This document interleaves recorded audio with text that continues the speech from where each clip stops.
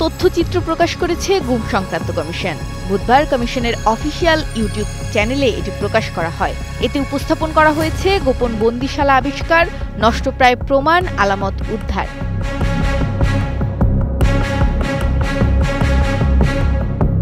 গুম সংক্রান্ত কমিশনের সদস্যরা জানায়, এই তথ্যচিত্র শুধু অনুসন্ধানের বিবরণ নয়, এটি ন্যায় বিচার প্রতিষ্ঠা এবং রাষ্ট্রের প্রতি জনআস্থার গুরুত্বপূর্ণ প্রামাণ্য দলিল।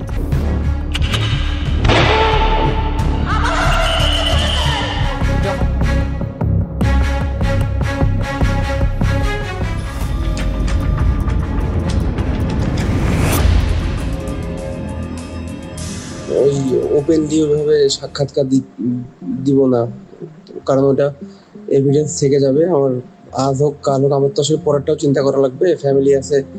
এমনি তো অত্যাচারের শিকার হয়েছি, গুম ছিলাম, মিথ্যা মামলা নিয়ে জেলে ছিলাম, এখনো স্টিল নাও হাজিরা দিচ্ছি। ওই 16 সালে গুম হওয়ার কনসিকুয়েন্স এখনো বিয়ার করতেছি। আমার ফ্যামিলি স্টিল নাও সাফারার, আমার ক্যারিয়ার ধ্বংস, সবকিছু হয়ে গেছে।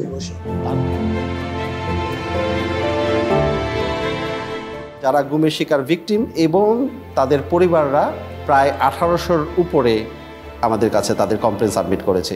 সারা বাংলাদেশের বিভিন্ন পেশাজীবী, বিভিন্ন শ্রেণী পেশার, বিভিন্ন বয়সের, বিভিন্ন জায়গার, এবং তাদের মধ্যে অনেকেরই রাজনৈতিক পরিচয় আছে। কারো কারো ক্ষেত্রে হয়তো রাজনৈতিক পরিচয় ওইভাবে নেই, কিন্তু তাদেরকে জঙ্গি ট্যাগ লাগিয়ে দেওয়া হয়েছে। সিঁড়ি বয়ে আমাকে ওঠানো হয়। সিঁড়ি বয়ে ওঠানো হওয়ার পরে একটা সাদা ফ্লোরে আমার সমান একটা ফ্লোরে রাখতে দেওয়া হয়, বুঝতে পারেন, টাইলস। টয়লেটটা ছিল এই কর্নার, হ্যাঁ, যেদিকে কলমের মাথাটা রাখছিল। একটা দরজা, 2টা তালা দিত একটা দরজা। তথ্যচিত্রটিতে তুলে ধরা হয়েছে গুমের শিকার ব্যক্তিদের সন্ধান, সত্য উদ্ঘাটন এবং ন্যায় বিচার প্রতিষ্ঠার পথে কমিশনের নিরবিচ্ছিন্ন প্রয়াস। গুমের সাথে জড়িত বাহিনীর পাশাপাশি পতিত হাসিনা সরকারের এমপি মন্ত্রীদের মিথ্যে গল্পের কথা উঠে আসে তথ্যচিত্রে।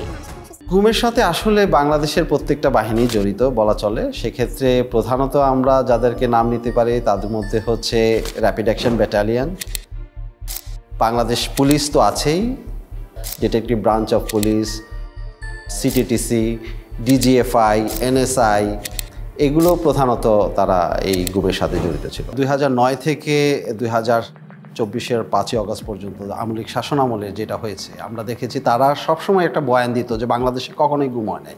এটা শুধু শেখ হাসিনার মন্ত্রিসভায় অনেক মন্ত্রীরাই অহরহ বলেছেন এবং নিরাপত্তা বাহিনীর প্রধানরাও বলেছেন। এগুলোতে যারা দোষী তারা পরিবর্তন হয়েছে নেসেসারিলি। স্পেশালি প্রথম দিকে সবই তো একই মানুষ ছিলেন এবং ওনারা জানতেন এবং সঠিকভাবেই জানতেন যে আমরা যদি একজন বন্দীকে কোনো একটা স্পেসিফিক বন্দিশালায় লোকেটেড করে ফেলি, অর্থাৎ সে ওই জায়গায় ছিল এটা নিশ্চিতভাবে বলতে পারি, তাহলে তার বন্দিত্বের জন্য দায়ী কে তা ইমিডিয়েটলি বলা সম্ভব। গুমের প্রাথমিক কার্যক্রম থেকে শুরু করে বন্দিশালায় নেয়ার পর কি করা হতো গুম হওয়া ব্যক্তিদের থেকে, ঘটনার সেসব তথ্য প্রমাণ নিয়ে কমিশন তাদের এই কার্যক্রম পরিচালনা করেছেন।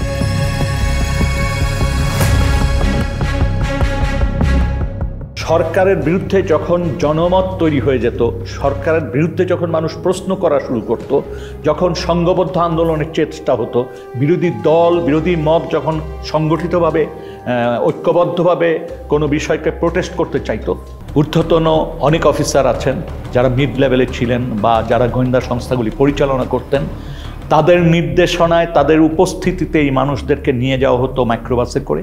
আমরা আশানুরূপ জায়গায় পৌঁছাতে পেরেছি, কিন্তু তারপরও বলবো এত সংখ্যা এবং এত গভীরে এই অপরাধ সংগঠিত হয়েছে, এটার জন্য সময় একটা বড় ফ্যাক্টর।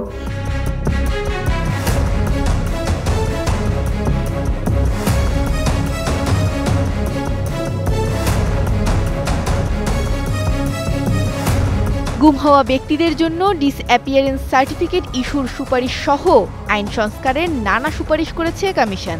এর আগে কমিশন 2টি প্রতিবেদন সরকারের কাছে হস্তান্তর করেছে, যা সবার জন্য উন্মুক্ত রয়েছে। শেখ হাসিনা সরকারের পতনের পর 2024-এর 27 আগস্ট সরকার প্রথমবারের মতো গঠন করে গুম সংক্রান্ত commission of inquiry. Moumita Mou, Star News, Dhaka.